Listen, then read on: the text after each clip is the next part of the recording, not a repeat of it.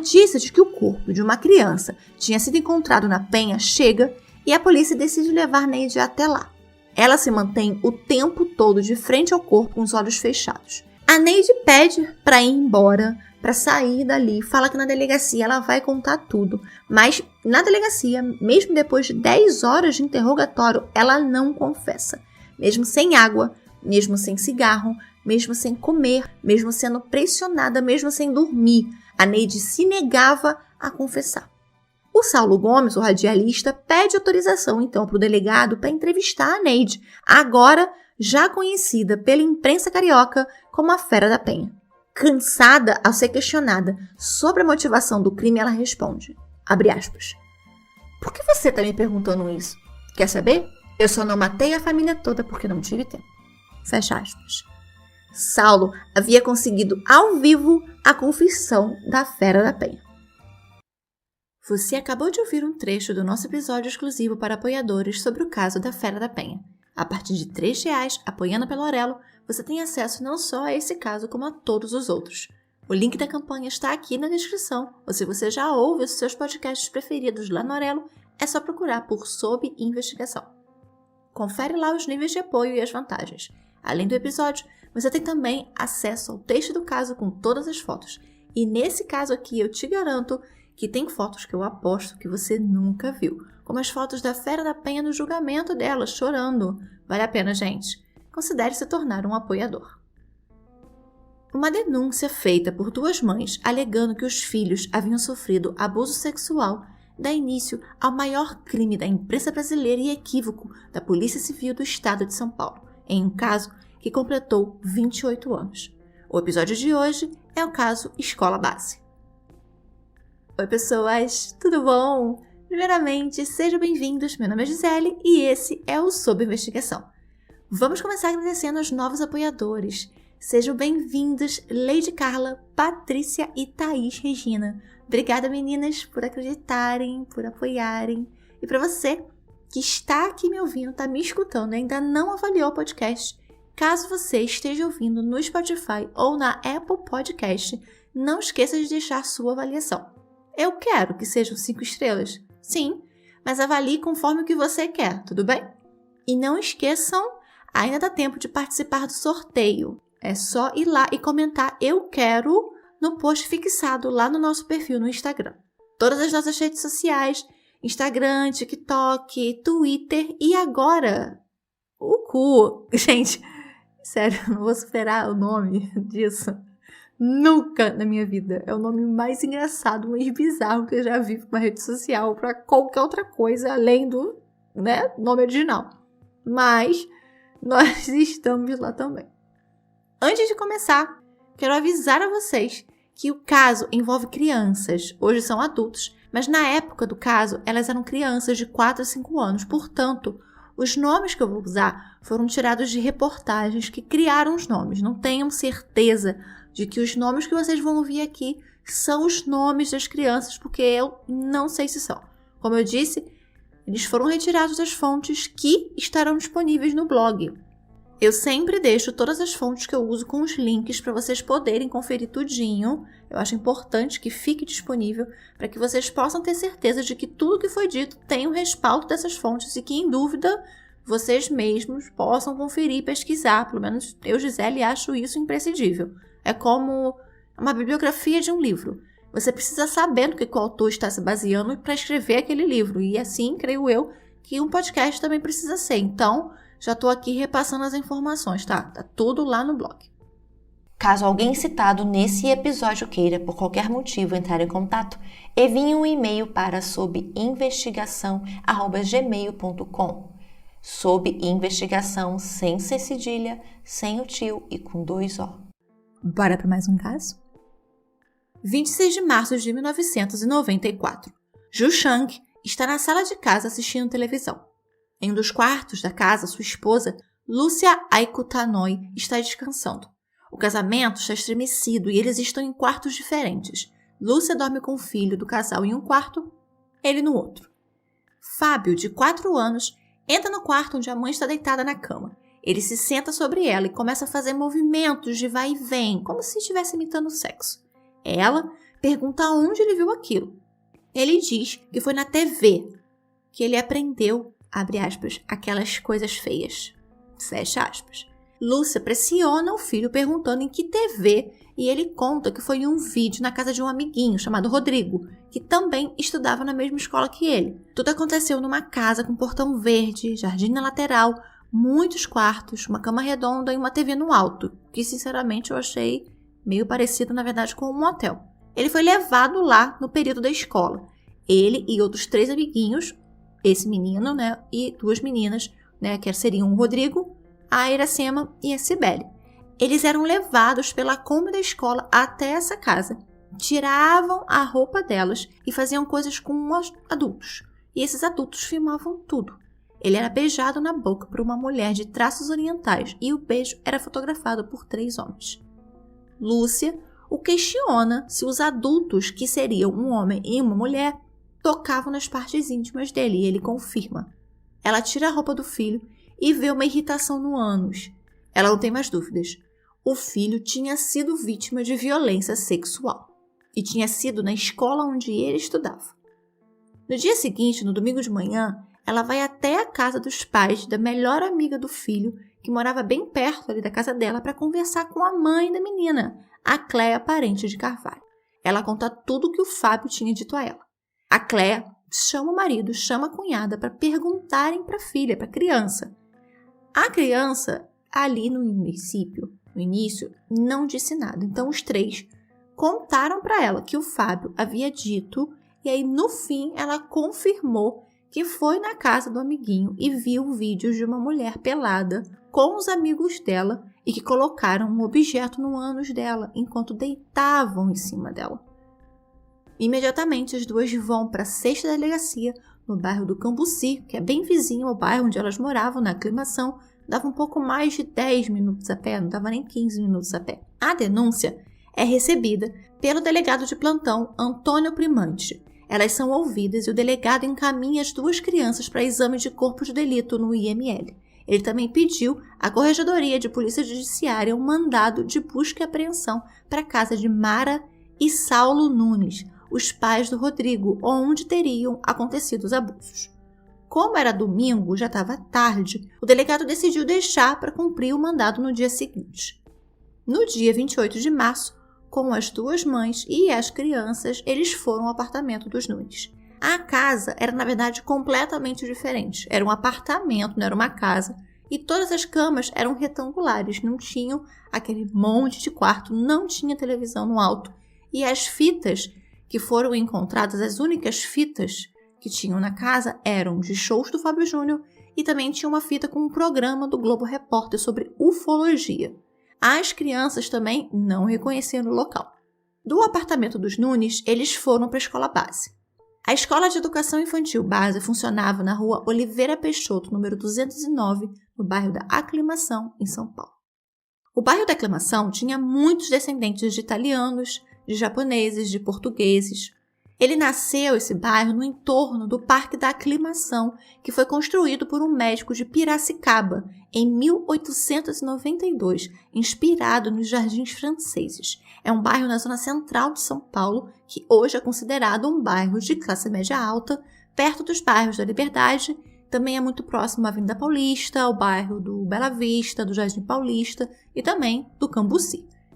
A escola pertencia ao casal Shimada, a Maria Aparecida e o Ikushiro, também conhecido como Aires, e de 2 sócios, a Paula Milling Alvarenga, que era prima da Maria Aparecida, e também do seu marido, Maurício Monteiro de Alvarenga. A Maria Aparecida e o Ikushiro se conheceram em São Paulo. Eles moravam no mesmo prédio no Largo do Aroche. Juntaram o pouco que eles tinham e casaram-se.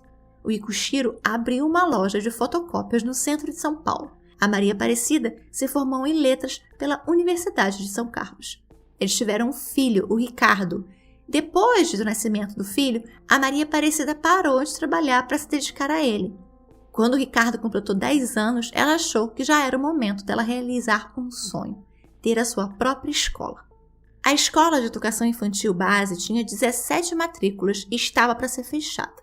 O casal Shimada achou que aquela era uma oportunidade para que a Maria Aparecida pudesse finalmente ter a sua escola. O ano era 1992. O Ikushiro vendeu seu carro, então juntou todas as economias que ele tinha e comprou a escola. Eles alugaram a casa na rua Oliveira Peixoto para montarem a escolinha. Como eles precisavam de mais ajuda financeira para operar a escola, eles chamaram a Paula, que também era professora, e o seu esposo para serem sócios. A Paula ficaria responsável pela parte pedagógica e a Maria Aparecida pela administração da escola, além de também dar aulas. O Ikushiro às vezes ia até lá para fazer alguma manutenção e o Maurício acabou fazendo um curso, tirou carteira, para poder dirigir uma Kombi escolar para o transporte das crianças. A escola ela operava em período integral com crianças nas faixas 4 até 6 anos. Em 1994, a escola já tinha 72 alunos, então estava crescendo bastante. Como as coisas estavam indo bem, a Maria Aparecida e a Paula já planejavam aumentar a escola e incluir o primeiro grau, comprar a casa também, onde a escola estava funcionando, e ali aumentar aquela escola, aquele projeto delas. Quando a polícia chegou lá, alegando que uma das crianças havia sofrido um acidente e pedindo para verificar o local, nada foi encontrado a não ser fitas com filmes da Disney. O delegado pediu que os donos fossem depois à delegacia prestar esclarecimento. Algumas fontes dizem que foi o fato dos policiais pararem para fazer um lanche. Outras, que foi a não prisão imediata de ninguém. Fato é de que as duas mães ficaram enfurecidas em como a polícia estava lidando com a situação. Na visão delas, eles não estavam dando a importância, a gravidade do que elas estavam dizendo. E aí elas decidem, então, ligar para a sede da Rede Globo e denunciar o que estava acontecendo.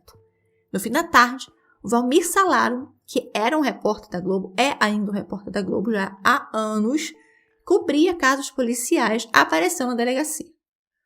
Com a chegada do Valmir Salaro, o delegado, então, mandou imediatamente chamar todo mundo para as oitivas na delegacia com urgência.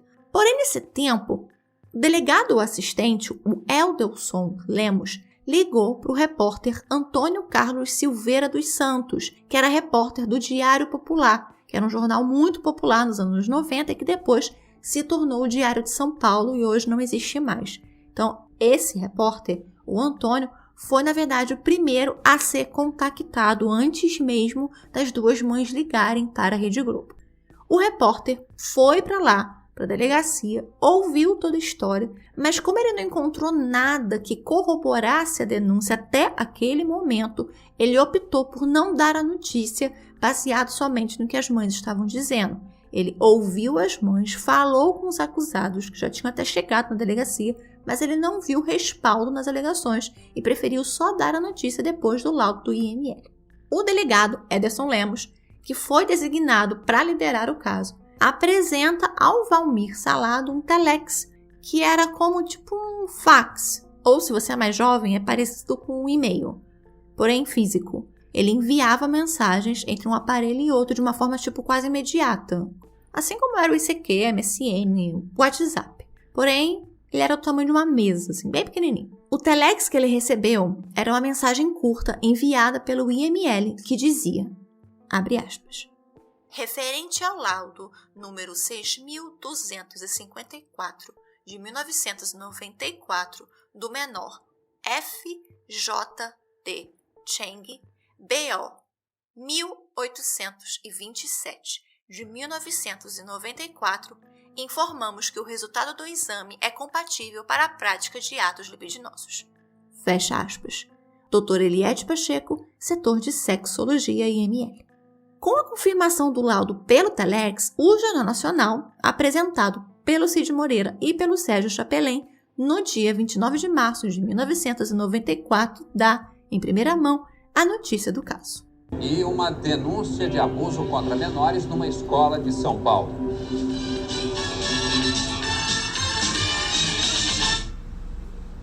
Os donos de uma escola de São Paulo são acusados de abuso sexual contra crianças de até 4 anos de idade. Elas contam que eram tiradas das salas de aula para assistir e participar de fotos e vídeos eróticos. A fachada da pré-escola base na região central de São Paulo pode esconder uma agência que alugava crianças para fotos e vídeos pornográficos. Quando os pais vinham buscar os filhos, não sabiam que no horário da aula eles tinham saído para sofrer todo tipo de abuso sexual. As crianças contaram que eram levadas para uma grande casa, com muitos aparelhos eletrônicos e jardins. Todas as pessoas que trabalham ou trabalharam na escola vão ficar sob investigação. A princípio, todos são suspeitos. As crianças foram submetidas a exame de corpo de delito no Instituto Médico Legal. Agora, o mais grave, o IML já adiantou que uma delas foi violentada. Há 8 meses ele sente dores no corpo, já fez vários exames, mas só agora a mãe descobriu a causa. Ele foi vítima de violência sexual. Foi o suficiente para o circo literalmente pegar fogo naquela mesma noite. A acusação era de que as crianças eram alugadas para agências que produziam fotos e vídeos pornográficos durante o horário de aula.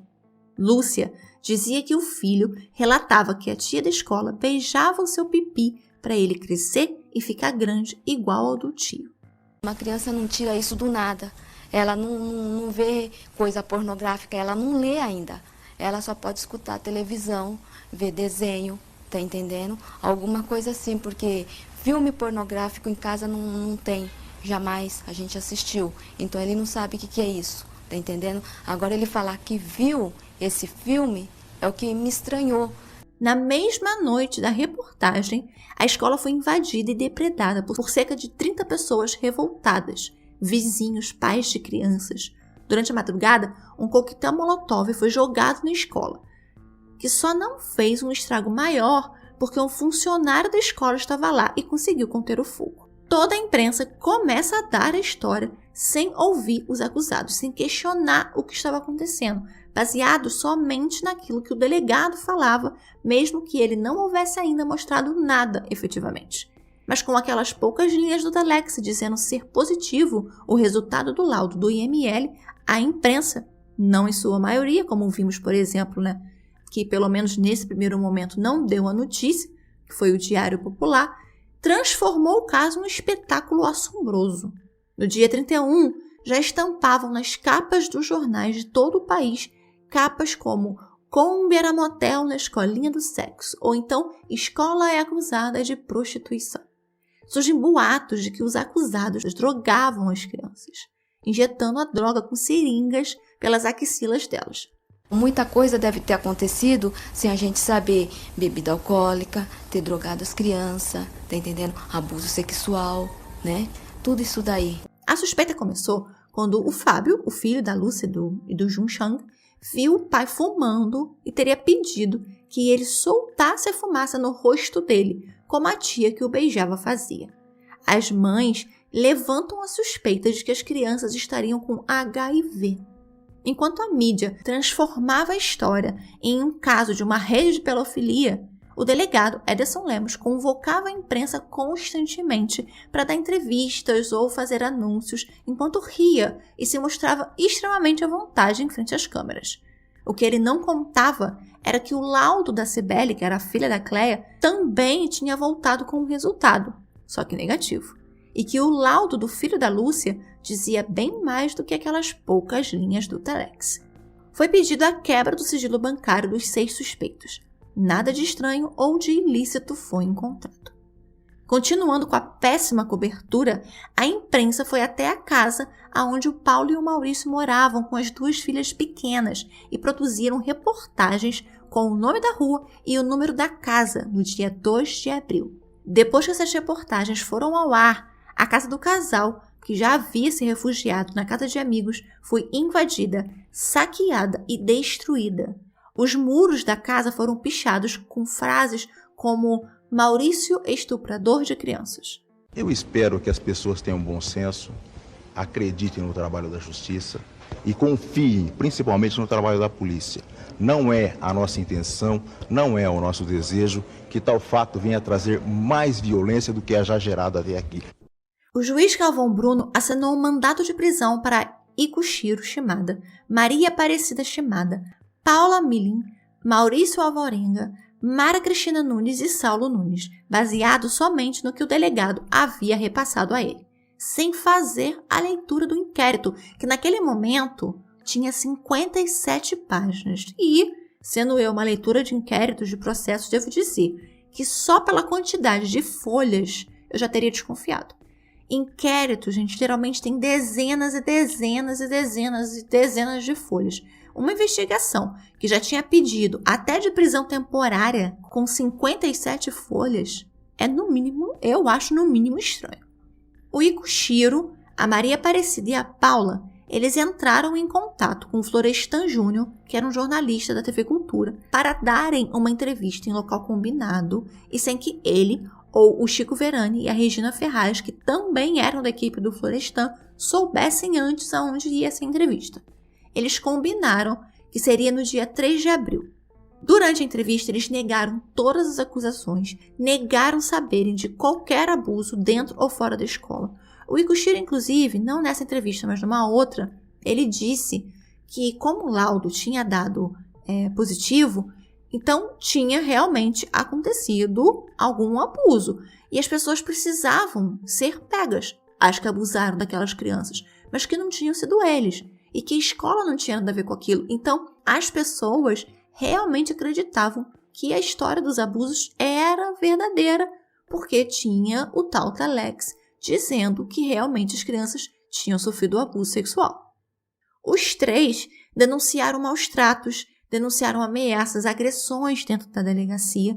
O Ikushiro teria sido levado para um beco e teria sido agredido. A Paula, ela foi ouvida dentro de um banheiro sobre a ameaça de ser afogada dentro da água da privada se ela não confessasse. Assim, coisas horríveis, coisa bem de ditadura mesmo, sabe? Horrível. No dia 5 de abril, o delegado Edelson conversou com os advogados dos suspeitos e mandou que eles apresentassem todos eles, porque eles não seriam detidos, só ouvidos. Lembrando que o juiz já havia expedido o mandado de prisão, que geralmente, pelo menos nos casos que eu já peguei, que eu já fiz, todos os pedidos de prisão temporária foram de 5 até 10 dias. Mas os pedidos de prisão temporárias podem ser estendidos por igual período. O Saulo e a Mara se apresentam e são presos na hora. A polícia está prendendo você. Eu não sei.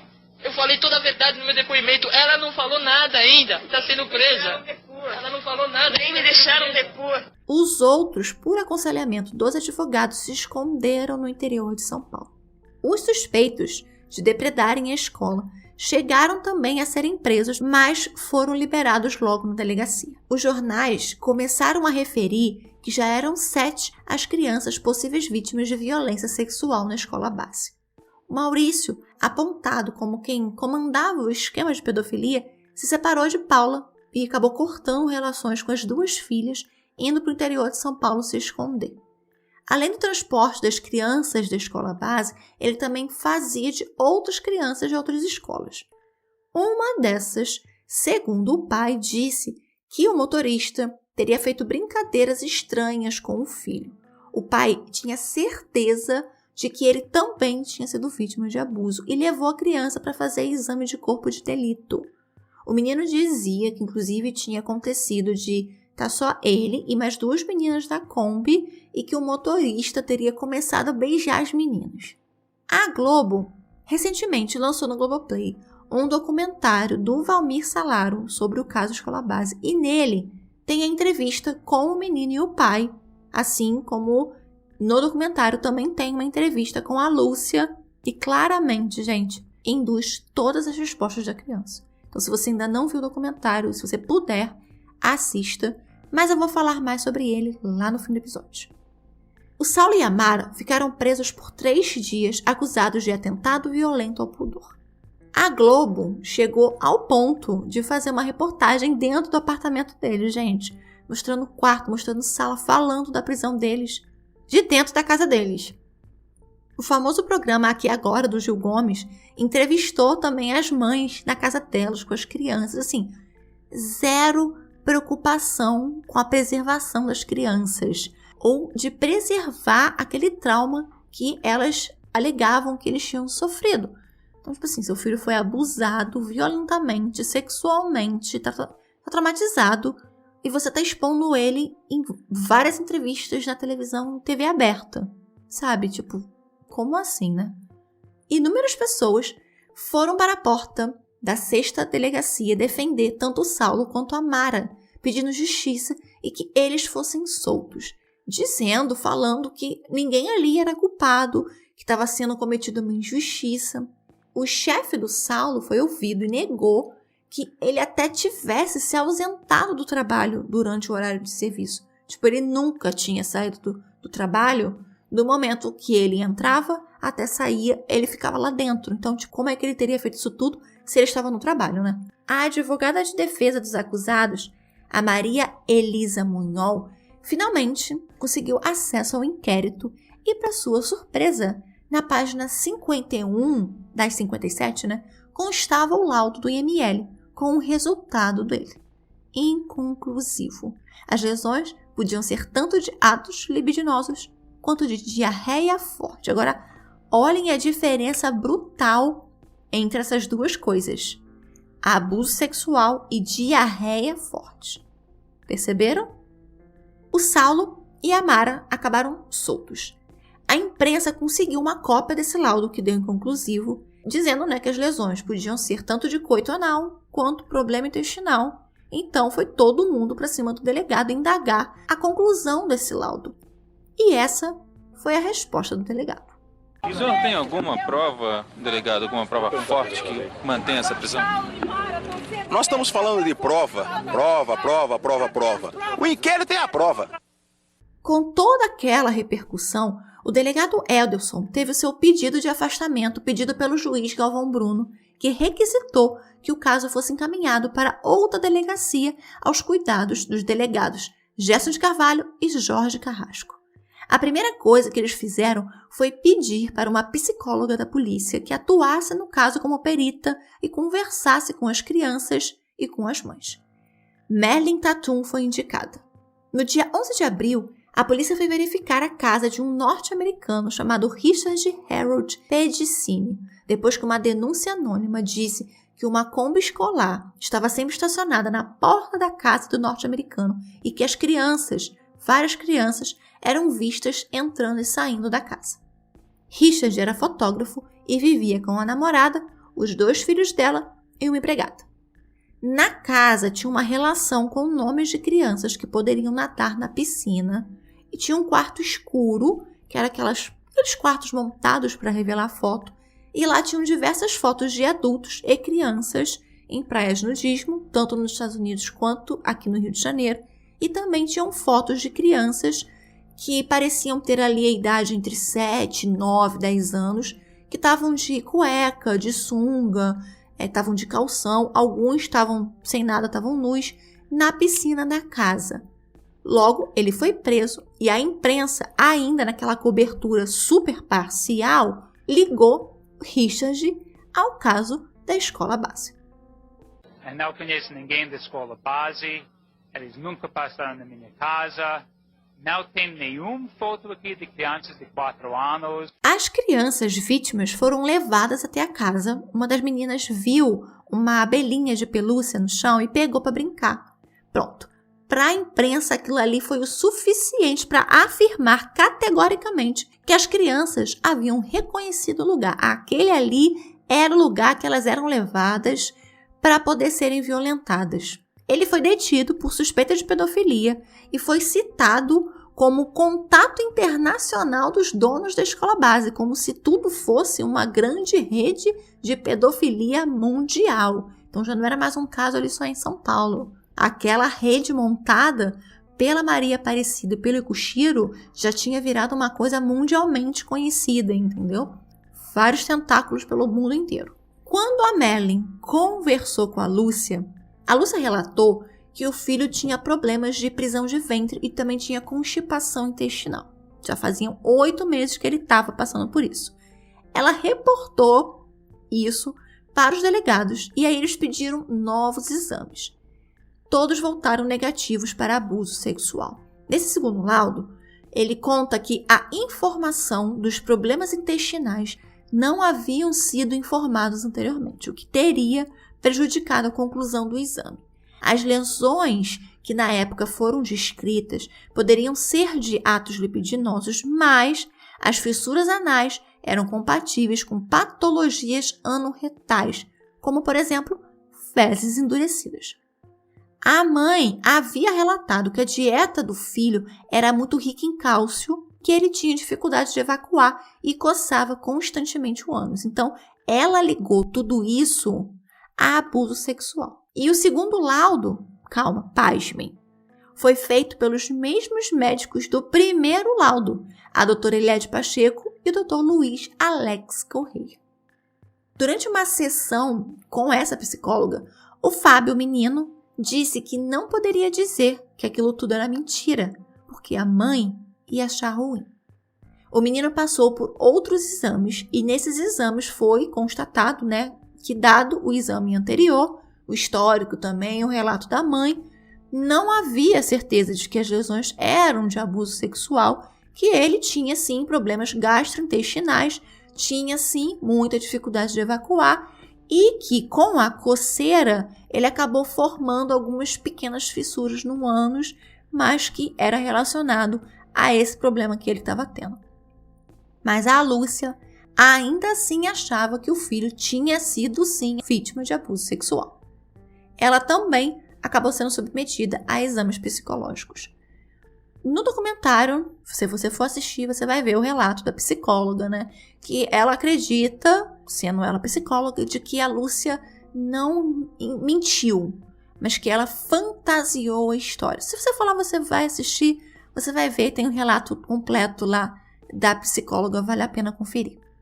O Richard ficou 9 dias preso, mas foi solto pelo delegado Gerson, que após a investigação não encontrou qualquer ligação entre ele e o caso da escola base.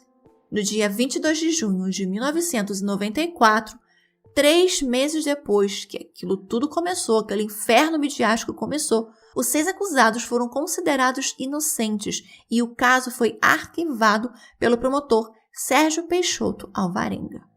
As notícias dos jornais, agora, somente pequenas rodas de rodapé, ao invés de capas inteiras estampadas com o rosto dos acusados, não publicaram a inocência deles, mas sim que o caso havia sido arquivado por falta de provas. Vocês entendem a diferença entre o caso foi encerrado porque eram inocentes com o caso foi encerrado por falta de provas? O inquérito do Richard também foi arquivado no dia 7 de abril de 1995. A Paula e o Maurício se separaram, ele foi trabalhar em uma lanchonete no interior, ela foi morar na casa da mãe com as 2 filhas e nunca mais conseguiu trabalhar como professora. O Saulo e a Mara acabaram com todo o dinheiro que eles tinham tentando provar sua inocência. Então, ele teve que começar a tocar bateria em shows, em bar noturno, e ela começou a vender bijuteria. Após o fechamento da escola, a casa foi alugada pela FEBEM, pela Fundação Casa, para abrigar meninas infratoras. Em 2008, praticamente toda a Rua Oliveira Peixoto foi vendida para a construção de um condomínio residencial, Cristal Aclimação, que é um condomínio de alto padrão.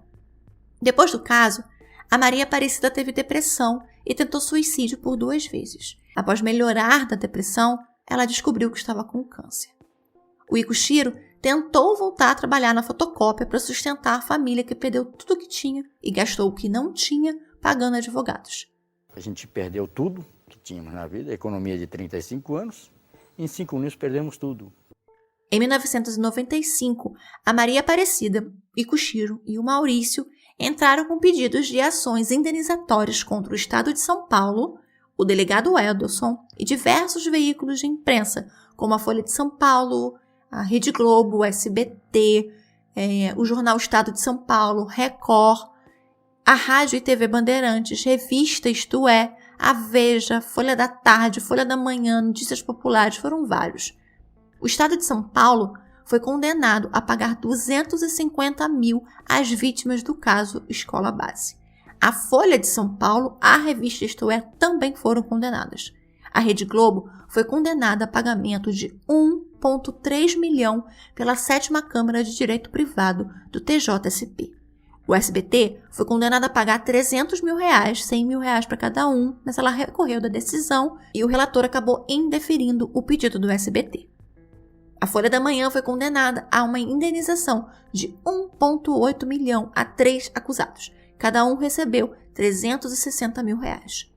A Lúcia e a Cleia, elas também foram processadas, mas a justiça, no caso delas, entendeu que as duas tinham direito de ir à delegacia denunciar as suspeitas delas. A acusação contra o Maurício, feita pelo pai da criança da outra escola, foi retirada. Saulo e Mara também processaram a imprensa. Paula, na época, como ela estava nesse processo de separação, ela não quis entrar no mesmo processo com o ex-marido, com o mesmo advogado, então ela trocou de advogado algumas vezes e ela acabou não recebendo as indenizações na mesma época que eles. Acabou passando o prazo dela. O Estado foi condenado a pagar o valor de R$ 457 mil aos 5 que estavam com os processos. O governador Mário Covas autorizou o pagamento das vítimas do caso Escola Base em 15 de dezembro de 1999, sob o decreto 44.536. A Paula, ela entrou na Justiça Paulista pedindo R$ 250 mil, mas como o período para que se entrasse com o processo já tinha prescrito, ele foi para o Supremo Tribunal. E aí, desde maio de 2022, ela está na fila de pagamento dos precatórios do Estado de São Paulo. Então, ela vai receber? Não sabemos, porque a fila é imensa, sabe-se lá quantos milhares de pessoas estão à frente dela, infelizmente. O delegado, Edelson Lemos, depois de ser afastado do caso, ele foi para a Corregedoria da Polícia trabalhar. Em 1999, ele saiu da Corregedoria e foi transferido para o DENARC. Depois, ele foi mandado para dar aulas na Academia de Polícia. Então, ele foi punido? Não. Ele sim foi condenado a pagar R$10 mil a cada um dos 3 donos da escola base. Mas ele recorreu e, para ser sincero, não sei se ele chegou a pagar alguma coisa. No total, de acordo com o Ricardo Shimada, o filho do Ikushiro e da Maria Aparecida, os pais deles chegaram a receber quase R$5 milhões em indenização, mas logo que a justiça determinou os pagamentos, a sua mãe faleceu de câncer no dia 4 de abril de 2007. Olhem o tempo que demorou. Os processos foram abertos em 1995 e eles só começaram a serem pagos em 2007, 12 anos depois. A Maria Aparecida faleceu de câncer, e foi enterrada no cemitério Nova Granada, no interior de São Paulo. No dia 16 de abril de 2014, em casa, o Ikushiro Shimada morreu de infarto. Ele foi enterrado no cemitério da Vila Formosa, em São Paulo. A Cida, a Maria Aparecida, em 1995, ela escreveu uma carta para o Valmir Salaro, que aparece essa carta no documentário. Ele só leu ela durante a gravação do documentário, já tinha 27 anos que a carta estava lá e ele nunca tinha lido. Era o livro chamado Somos Todos Inocentes, da Zíbia Gasparetto, que é um livro espírita, como a Maria Aparecida era, e era um livro psicografado que conta a história de um homem acusado injustamente de um assassinato e que após sua morte ele volta pedindo ajuda para a namorada a ter justiça. Hoje, o caso da escola base é referência obrigatória tanto nos cursos de jornalismo quanto nos cursos de direito. A Rede Globo, ela fez uma retratação no Fantástico na época. O Ricardo Shimada, o filho, está escrevendo com um outro autor um livro sobre a história dele e dos pais dele, que tem previsão de ser lançado no ano que vem, 2023, chamado O Filho da Justiça. Eu assisti o documentário da Globoplay, da Escola Base, 2 vezes. Não achei que foi um documentário ruim, achei que foi um documentário até bom. Acho que é muito difícil você ver um jornalista voltar no caso que fez com que o nome dele ficasse tão conhecido, mesmo ele já tendo feito tantos outros casos. Então eu acho corajoso, acho que essa é a palavra. Eu achei muito corajoso. Mas, em compensação, achei que foi um documentário mais feito para o Valmir Salaro do que para as vítimas da escola base. Então, acho válido, acho interessante, eles realmente foram atrás das pessoas para ouvir, mas eu senti que ele fez porque ele precisava fazer para desencargo da consciência dele depois de todos esses anos. Eu acho que era uma coisa que ainda o incomodava, porque se fosse somente para pedir desculpa para as vítimas, não precisava fazer um documentário, ele podia ter feito isso em vida. Ele podia ter procurado tanto a Maria Aparecida, quanto o Ikushiro, quanto todos eles em vida ainda, quando eles ainda estavam vivos, e pedir desculpas. Então, acho 27 anos muito tempo para você procurar essas pessoas e pedir desculpas. Mas, ainda assim, acho válido. A gente também não pode esquecer o erro bizarro do IML. Você emitir um laudo e você só enviar uma frase dizendo que o resultado era positivo, se você sabia que, na verdade, o resultado do exame tinha sido inconclusivo. Então, se no final do laudo o resultado é inconclusivo, é isso que deveria ter vindo no telex, não positivo para atos lipidinosos, porque você dá margem para que as pessoas entendam que é positivo, que foi o que o delegado fez. Agora, claro que o delegado sabia, né, depois soube, porque ele recebeu o laudo, tanto que o laudo estava no inquérito, então ele recebeu o laudo inteiro, ele leu o laudo. Então ele sabia. E mesmo sabendo, continuou promovendo aquela história que era mentirosa. Ele continuou dizendo que aquele laudo provava que havia uma violência sexual, mesmo sabendo que lá estava escrito que não era possível concluir que tinha acontecido.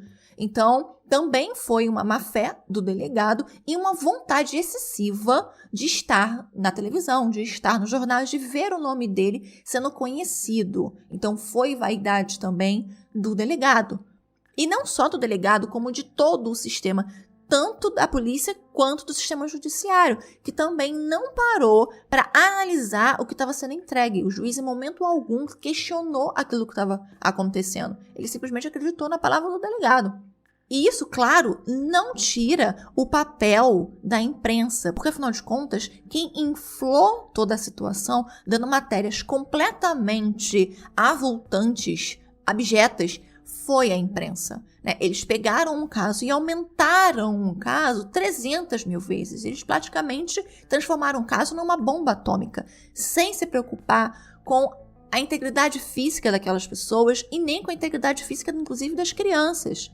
Eles acreditaram em uma mulher que eles não conheciam, não sabiam da coerência dela, ou se em algum momento aquilo tudo era verdade, porque ela primeiro diz que o filho é abusado, depois o filho está sendo drogado, depois o filho tem HIV. Então, era uma narrativa muito fantasiosa em que em momento nenhum deles se questionou porque queriam vender jornal, porque queriam vender matéria, porque o importante era o furo, o importante era a notícia, não a veracidade dela. E isso não é uma coisa que ficou nos anos 90, a gente vê isso até hoje. A gente viu isso no caso da Fabiane, que foi assassinada por espancamento, porque foi confundida com um retrato falado de uma sequestradora de crianças que nem existia.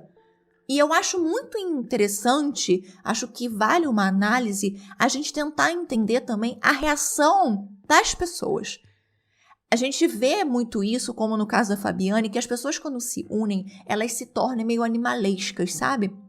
Então você, sozinho, você não seria uma pessoa violenta. Mas a partir do momento que você se insere num grupo, você consegue se tornar uma pessoa violenta a ponto de invadir casa, quebrar coisas, ameaçar e espancar até a morte.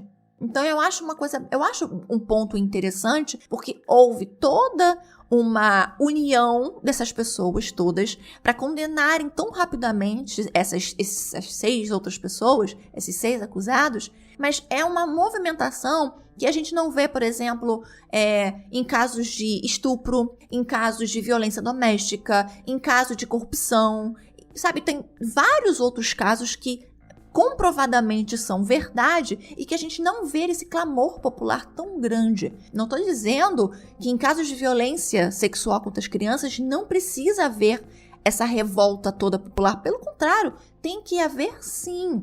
Só que tantos casos acontecem comprovadamente e as pessoas simplesmente se calam. E por que se calam? Porque em determinados casos a população se une para depredar, para pedir justiça. E em outros tantos casos a população simplesmente lê a matéria, fecha o jornal e finge que nada aconteceu. Então eu acho que é uma reflexão que cabe a gente fazer. Por que nós também escolhemos defender certos lados e não outros? Por que nós escolhemos defender certas causas e não outras? Eu acho que é um ponto que vale aí uma reflexão. Esse foi o episódio de hoje. Vejo vocês no próximo domingo, no próximo caso. Beijos! Seu Shimada, o senhor perdoou? Não.